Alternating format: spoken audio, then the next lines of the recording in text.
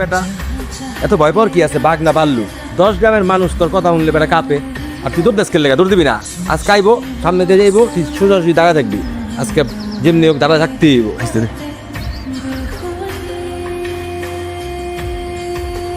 আমাকে দেখলে মুখ লুকানোর কি আছে?